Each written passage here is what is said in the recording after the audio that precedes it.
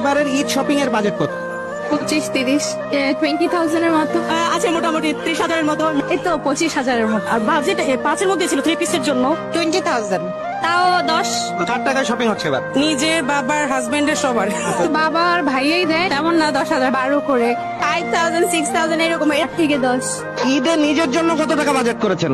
নিজের জন্য এখনো করা হয়নি।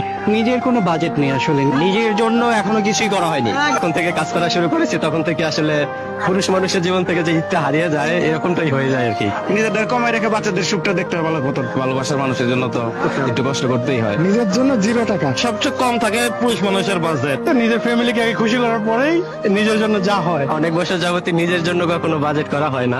ঈদের জন্য নিজের শপিং বাজেট এখনো করা হয় নাই। আগে ফ্যামিলির জন্য কিনে পরে লাস্টের দিকে বের হই আর কি নিজের জন্য কেনার জন্য। নিজের জন্য তেমন কিছু না, নিজের জন্য তো সামান্য, পুরোটাই পরিবারের জন্য।